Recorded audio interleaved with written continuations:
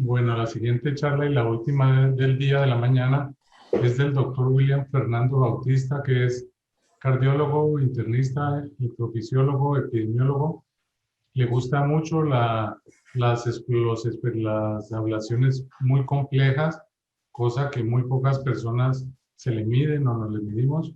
Y él nos va a hablar de las canalopatías, el ABC y el tratamiento. Doctor Bautista, le dejamos la palabra. Por favor, usted cierra las charlas y conectamos al final para preguntas. Gracias, doctor Bautista. Muy buenos días a todos. Para mí es un honor tener el gusto de compartir con ustedes el día de hoy este simposio con el doctor Brugada y varios de mis profesores. No sé si ahí están viendo la presentación. ¿Me podrían confirmar, por favor? Perfecto. Bueno, muchísimas gracias. Vamos a hablar acerca de un tema que es emocionante para la clínica de la parte de electrofisiología y es el ABC y el tratamiento en las canalopatías en la consulta. La idea de esta charla es que sea algo muy práctico para todos los que la están viendo.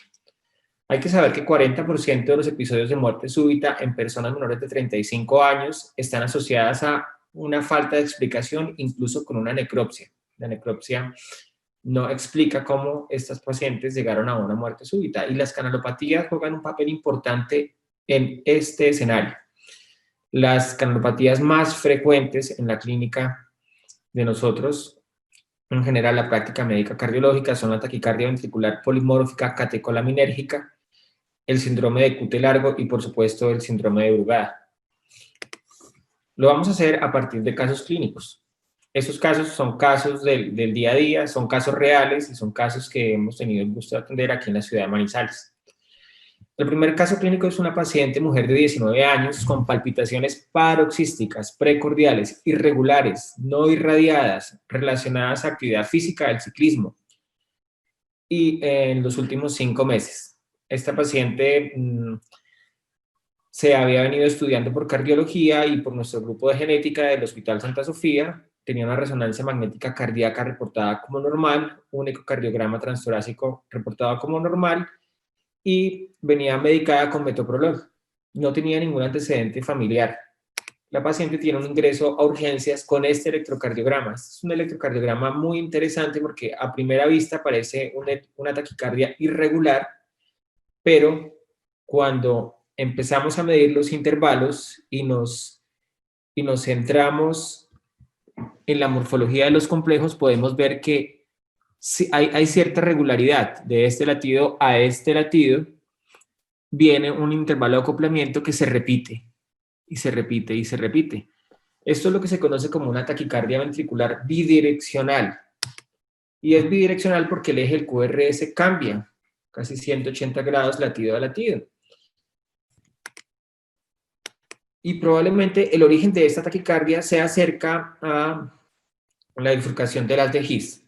Si podemos ver en un diagrama líder, lo que estamos viendo en los latidos donde hay morfología de bloqueo de rama derecha es que se produce la conducción, baja por la rama izquierda, no baja por la rama derecha, con un intervalo de 260 milisegundos al siguiente latido donde tenemos morfología de bloqueo de rama izquierda, en donde existe la conducción a través de la rama derecha, pero se bloquea en la rama izquierda y se demora 440 milisegundos. Y podemos ver que los intervalos son regulares entre los episodios de bloqueo de rama unos a otros. Eso también sugiere que exista una enfermedad del sistema de conducción a nivel de la rama izquierda, porque se está demorando mucho más en recuperarse que la rama derecha. Bueno, pues a esta paciente se le hizo un diagnóstico de taquicardia ventricular catecolaminérgica y realmente lo que tenemos que tener en cuenta en cuanto a esta patología, que se produce en su mayoría de las veces por una mutación en un canal de calcio que se encuentra en el retículo sarcoplásmico de la célula miocárdica, en donde produce aumento de la función y salida y liberación de calcio que cambia las propiedades del potencial de acción y aumenta el chance o la probabilidad de tener arritmias por actividad desencadenada, en este caso por aumento de calcio, obviamente, y donde podemos ver que un evento inicial podría producirnos o ya bien sea una taquicardia ventricular polimórfica, una taquicardia bidireccional, y más raramente pues, una taquicardia ventricular monomórfica. En la clínica, la actividad física o el estrés emocional son los principales detonantes. El 25% de los eventos reportados podrían incluir en un día normal de los pacientes. Tiene en el 30% de los casos alguien más quien presenta la patología en la familia. Desafortunadamente, pues el primer evento o puede ser un síncope o puede ser la muerte súbita de causa no clara.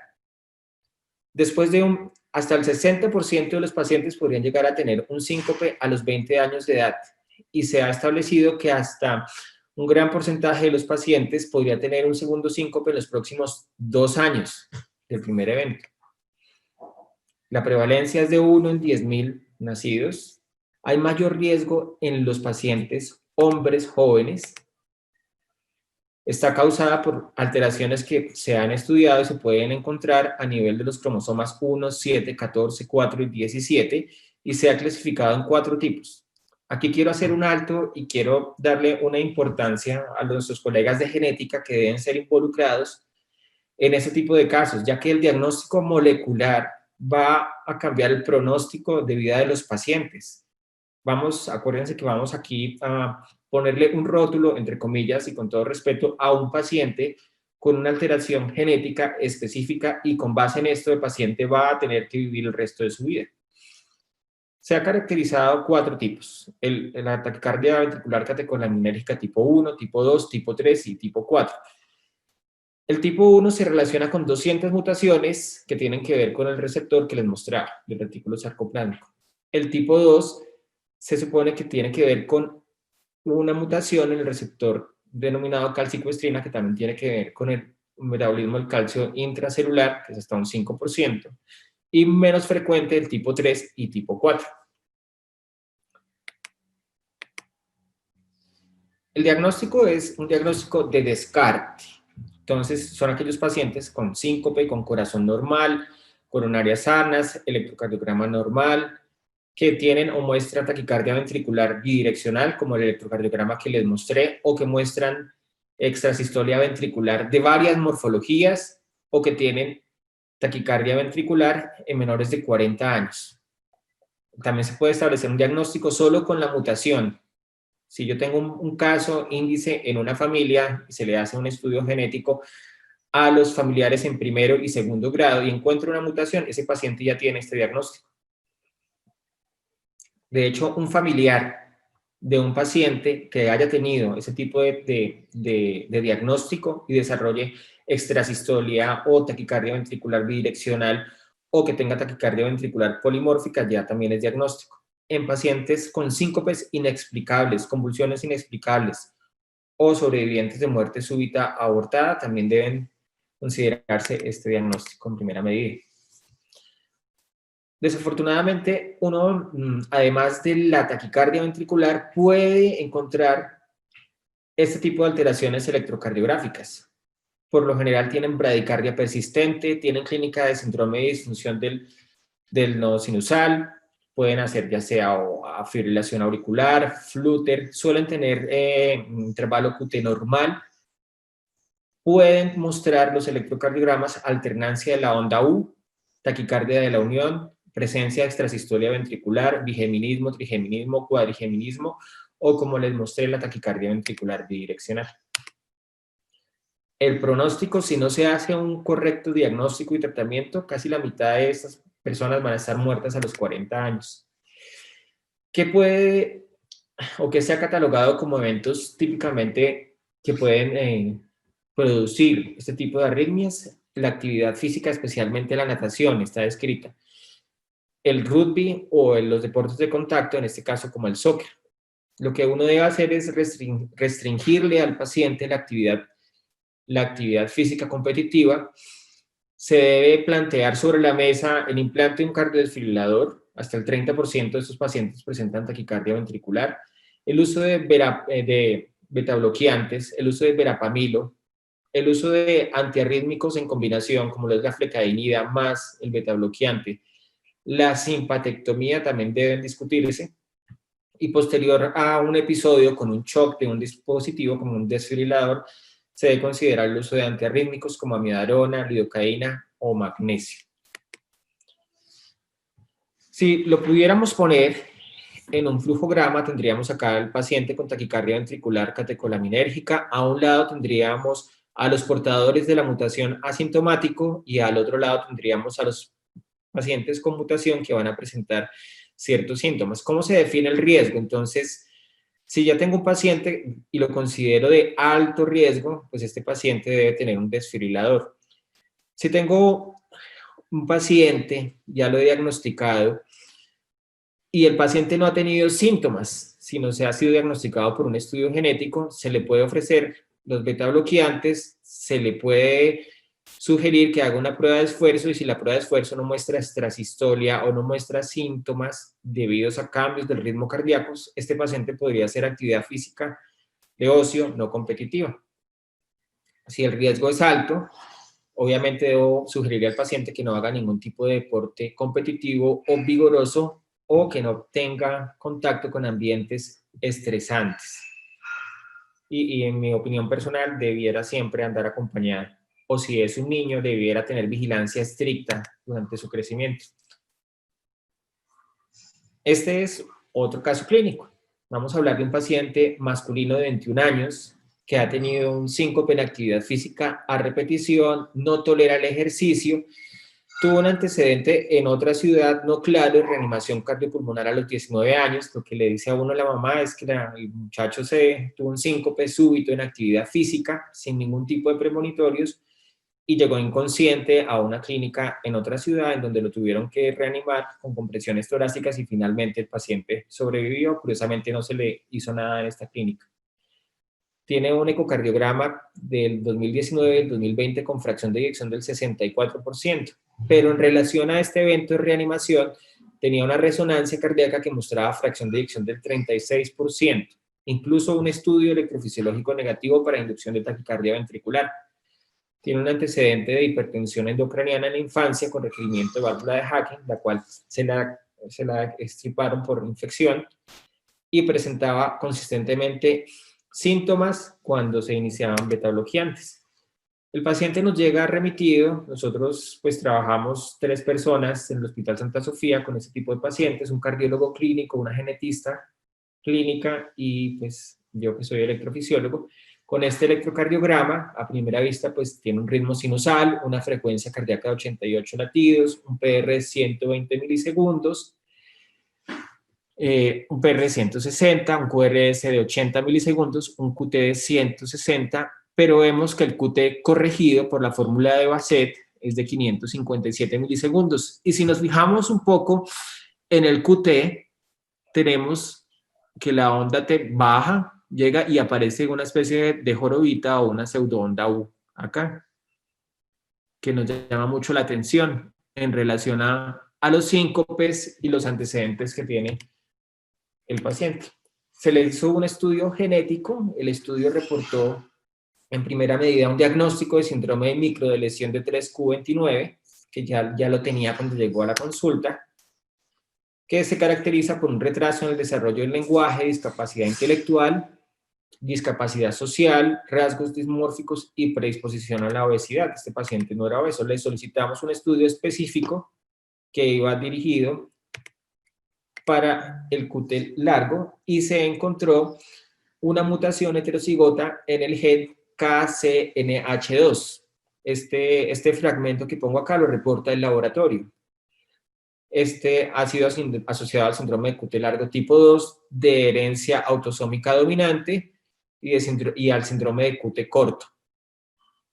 Y sugiere pues tener especial cuidado en pacientes que han tenido síncopes, convulsiones y muerte súbita. Decidimos implantarle un cardiodesfibrilador bicameral. Esto porque el paciente era intolerante a los beta bloqueantes, además de que necesitaba el desfibrilador, iba a necesitar probablemente estimulación atrial. Y lo que pasa en el síndrome de QT largo es que hay aumento del periodo refractario de la repolarización. Entonces, el potencial de acción, como podemos ver, se prolonga y esto se prolonga y se muestra en el QT, en el QRS y onda T como precisamente un periodo prolongado de la parte del QRST vulnerable a presentar nuevos episodios de arritmia. Y como vamos a ver, se han descrito más de 11 tipos de síndrome de QT largo, pero existen 3 que son más frecuentes en la clínica: el síndrome de QT largo tipo 1, tipo 2 y el tipo 3. Se considera un QT corregido mayor a 470 milisegundos en hombres anormal y mayor a 480 milisegundos en mujeres anormal. Uno debiera tener énfasis en las derivadas D2 y B5 cuando va a hacer la medición del QT. Y la corrección del QT se debe hacer con la fórmula de Basset, el QT leído sobre la raíz cuadrada del RR, que es la fórmula universalmente aceptada para hablar del QT largo. Cuando tenemos un QT que excede los 500-550 milisegundos, el riesgo de arritmias malignas es mucho mayor. Desafortunadamente, también en esta canalopatía los síntomas pueden ser síncopes, convulsiones, arritmias ventriculares malignas, fibrilación ventricular o torcida de puntas. En cuanto a los síncopes, lo característico de las canalopatías es que son síncopes en actividad, súbitos, sin premonitorios y sin reacciones vagales asociadas usualmente. Pero no quiere decir que un paciente con un síndrome o una canalopatía no pueda presentar además una reacción vagal o episodios de ortostatismo que lo pueden llevar a tener un síncope. Hay que tener cuidado con esas cosas. En general, los hombres presentamos más eventos de muerte súbita y las mujeres presentan más fenómenos arrítmicos. A las mujeres les va un poco mejor cuando se habla de canalopatía, se alcanzan a consultar. En el caso del síndrome de QT1, que se presenta en el 55% de los casos, lo característico es tener en el electrocardiograma un QT con una base ancha. Como podemos ver aquí en la gráfica, la onda T tiene una base ancha, diferente a los otros síndromes de QT. Este es un trastorno predominantemente en niños y adolescentes. Y cuando hay un hombre con esta alteración hay que tener especial cuidado en su seguimiento porque tiene un poco más de riesgo de hacer muerte súbita. Se debe evitar la actividad física, especialmente la natación y los deportes de contacto. El síndrome de QT tipo 2, que se presenta en el 45% de los casos, es causado por una mutación en un canal de potasio que se codifica en el cromosoma 7, como nuestro paciente. El KCNH2 está descrito que es altamente arritmogénico en mujeres posparto hasta el 9º mes, produciéndoles muerte súbita. Y por lo general, este síndrome se caracteriza porque los pacientes presentan muerte súbita relacionados con estímulos auditivos súbitos. Una alarma, un despertador o incluso un grito en la mitad del sueño podría producir un evento arrítmico. Típicamente presenta morfología de doble joroba en la onda T, como les mostraba en el caso clínico. El síndrome de QT largo tipo 3, que es el 5% de los casos, que se produce por una mutación en un canal de sodio, el SCNA5, tiene eventos que ocurren durante el descanso o el sueño y típicamente el trigger o el desencadenante es la bradicardia. La alternancia de la onda T, que es tener una onda T positiva, más positiva, isobifásica, en un trazo, en un holter, en una prueba de esfuerzo, es un marcador de mal pronóstico en este síndrome de QT largo. La población que más riesgo tiene son los pacientes hombres mayores de 18 años y los eventos están básicamente caracterizados durante periodos de descanso o el sueño. Entonces, en cuanto a la actividad física, aquí tenemos que el ejercicio sí debe estar estrictamente evitado en los pacientes con patrón de QT tipo 1, un síndrome de QT tipo 1. En el QT tipo 2, lo que se ha visto son los eventos durante el descanso y en los pacientes con tipo 3 también, aunque hay una proporción pequeña de pacientes que durante la actividad física podrían presentar eventos de muerte súbita, síncope, arritmias ventriculares malignas. Y cuando hay duda en el diagnóstico del síndrome de QT largo, existe un score, se llama el score de Schwartz. El score de Schwartz reúne variables electrocardiográficas de la historia del paciente y además de la historia familiar del paciente.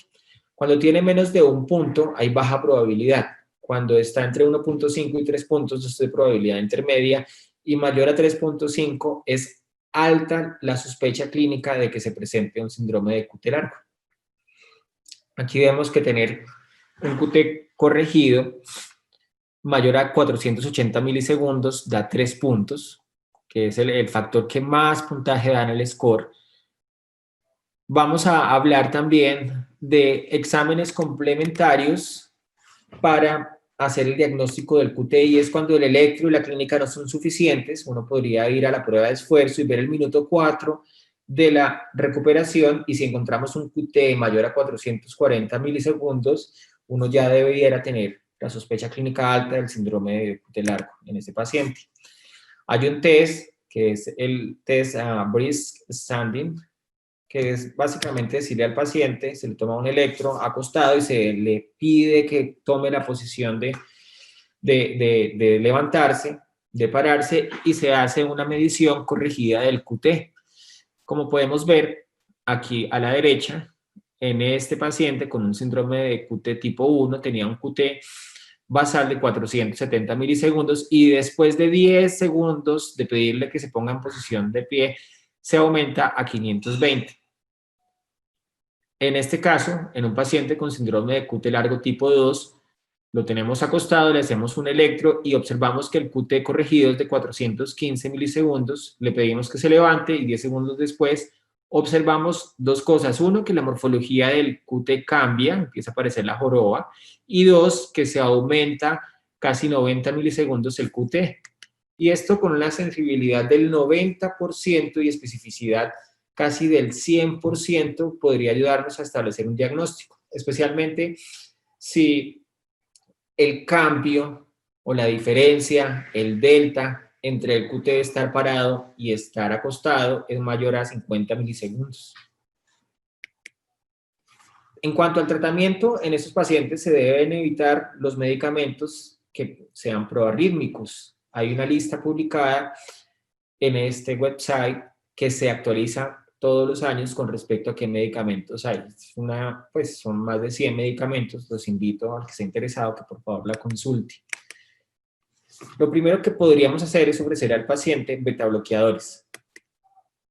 La simpatectomía izquierda es una terapia que se ha usado durante mucho tiempo como el estándar de manejo cuando los betabloqueadores no sirven. Pacientes o no sirven o no los toleran, o pacientes que ya han tenido un dispositivo de prevención de muerte súbita como lo es un desfibrilador y tienen choques. En cuanto al desfibrilador, es una decisión individualizada y depende del riesgo. Obviamente todos los pacientes que han sobrevivido a una muerte súbita o han tenido una muerte súbita abortada deben sí o sí tener un cardiodesfibrilador. Los pacientes con síncope también debieran tener un desfibrilador implantable. Y el uso de desfibriladores subcutáneos siempre es una opción en este tipo de pacientes. Vamos a hablar otro caso clínico. Este es un paciente hombre de 49 años, un campesino de un pueblo muy cercano a la ciudad de Manizales, con historia de síncopes a repetición en el último año, episodios súbitos en relación con actividad física y sin premonitorios.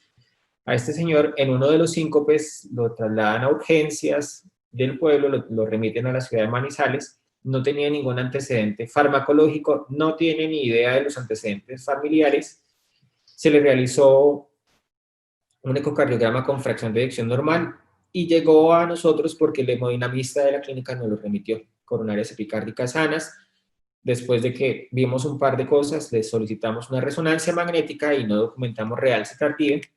Y este es el electrocardiograma. Fue un paciente con ritmo sinusal, frecuencia cardíaca de 63 latidos, un PR de 240 milisegundos, un PR prolongado, eso quiero que lo tengan en cuenta. QRS con morfología de bloqueo de rama derecha y con esta morfología muy característica en B1 y B2.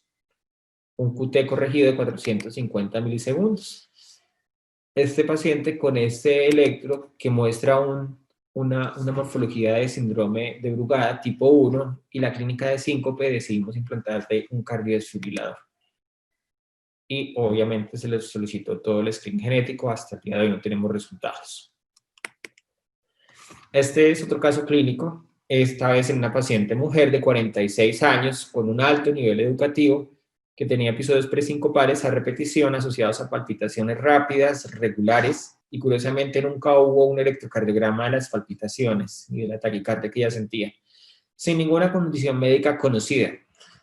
Esta señora iba manejando, curiosamente ella es una ejecutiva de un producto médico, se dirigía al hospital y antes de entrar al hospital presenta un episodio presincopal y casi, o mejor dicho, se estrelló contra un andén en la entrada del hospital.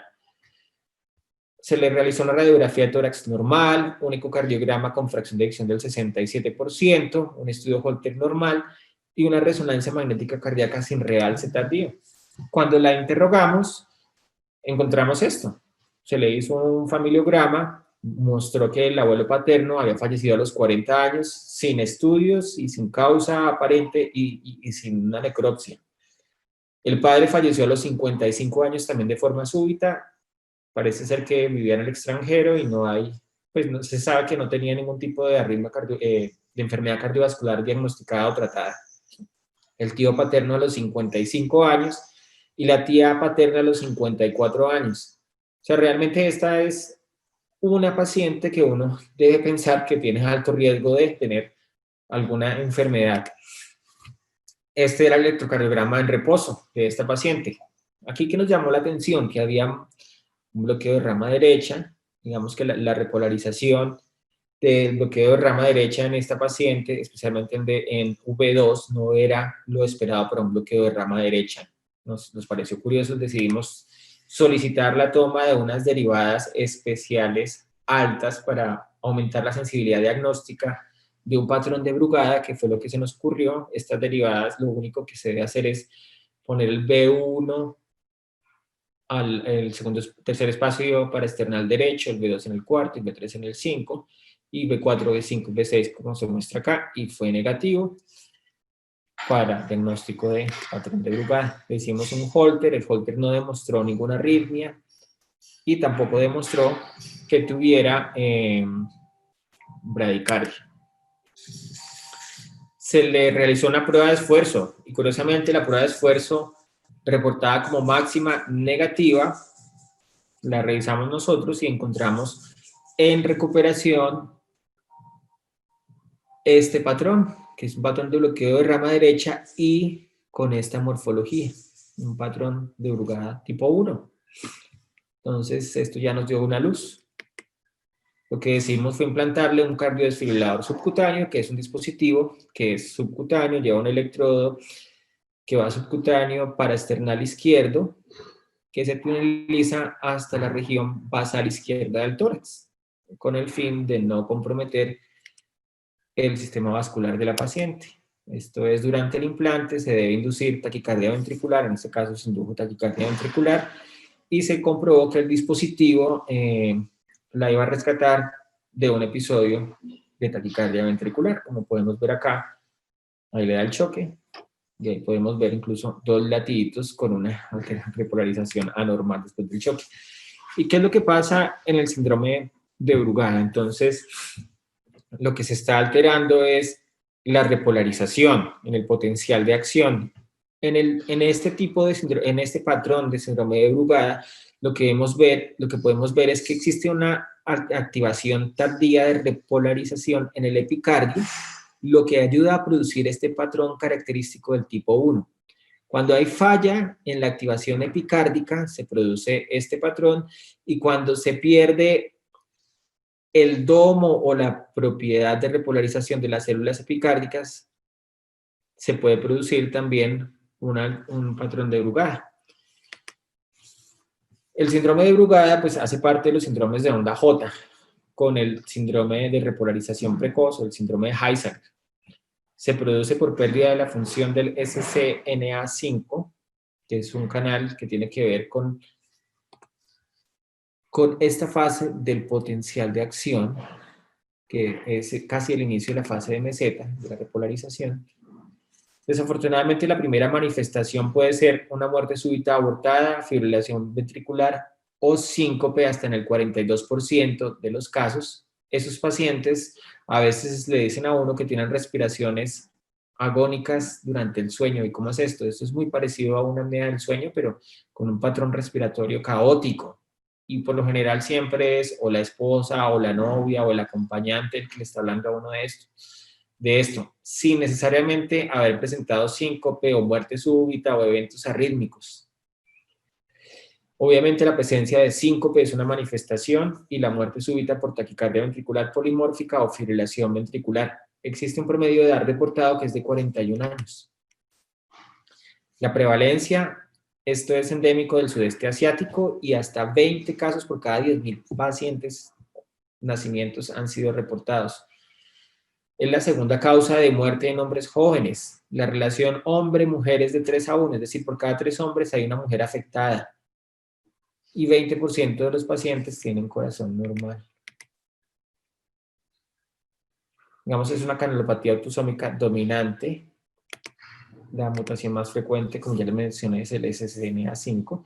Y el diagnóstico, lo curioso y lo bonito de este síndrome es que el diagnóstico se puede hacer a partir de un electrocardiograma.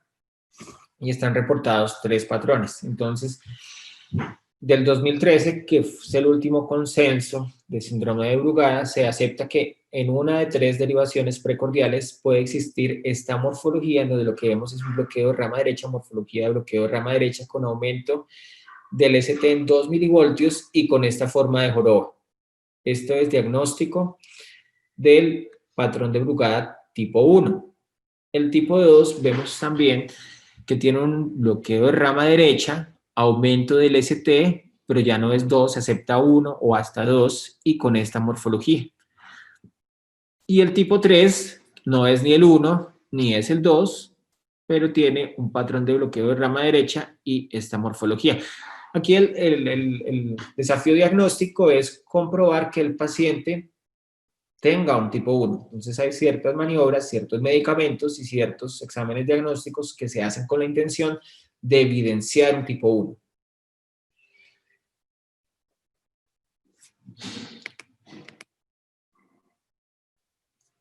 ¿Se acuerdan que les dije que se acordaran del PR prolongado y la morfología de tipo 1 del paciente que les mostré en el caso clínico? Esto porque con ese electrocardiograma, un patrón tipo 1 y un PR prolongado, hasta 40% de los pacientes tienen una mutación para el SCNA5, sin necesariamente tener el estudio genético al lado. Pacientes también pueden mostrar fibrilación auricular y, curiosamente, hasta el 30% de los pacientes con taquicardia de reentrada intranodal, cuando se les pone Acmarina, que es un medicamento que se usa para revelar un patrón específico del síndrome de Brugada, que es el tipo 1, pueden producir un patrón de Brugada tipo 1. Pacientes con la mutación de este canal de sodio del SCN5A pueden tener además disfunción del seno sinusal, bradicardia, fibrilación auricular y flúter como parte de la clínica de estos pacientes. En cuanto al pronóstico, el 19% de los pacientes con patrón tipo 1 van a tener un evento, llámese síncope, taquicardia ventricular, muerte súbita o muerte súbita abortada en los próximos 39 meses. 30% de los pacientes tendrán fibrilación auricular en un seguimiento a 2 años, como ha sido reportado, y de esos el 15% van a tener más incidencia de arritmias ventriculares durante el seguimiento. ¿Y cuáles son los pilares del tratamiento? Entonces tenemos para los pacientes que vienen con síncopes y tienen un patrón tipo 1, obviamente el mejor tratamiento para este paciente va a ser un desfibrilador.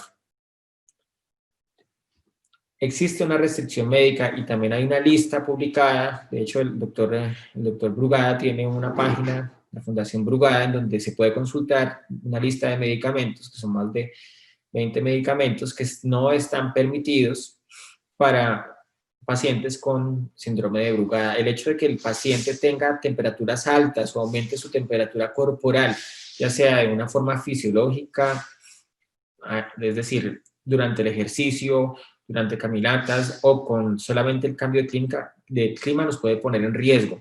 Obviamente el uso de saunas, el uso de jacuzzis debería tener una restricción para estos pacientes. Se debe restringir el alcohol.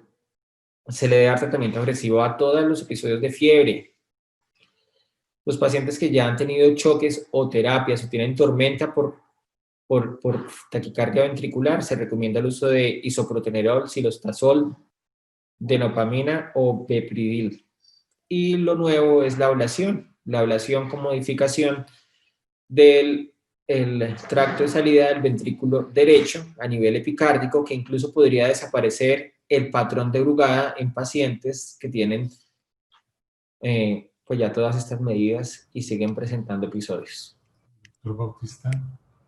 Señor.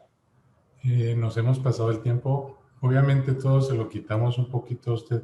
Queríamos aprovechar al doctor Brugada, pues si usted tiene alguna pregunta o el auditorio, le agradeceríamos que nos cediera este espacio. Claro que sí, doctor Pablo. Voy a acabar acá. Muchísimas gracias por la invitación y solamente las conclusiones. Yo creo que la sospecha de patologías de alto riesgo en el consultorio es posible para cualquier médico, no tiene que ser ni cardiólogo, ni electrofisiólogo, ni epidemiólogo, mucho menos. La historia clínica de electrocardiograma son las herramientas más valiosas que puede tener uno en la consulta.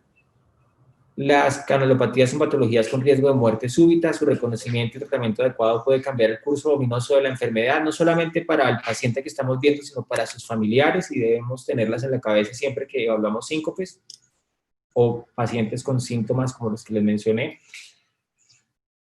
Y la primera acción siempre se debe empezar en el consultorio, y en el consultorio pues tenemos una buena historia clínica, y voy a parar acá. Muchísimas gracias por la invitación. Gracias, doctor Bautista.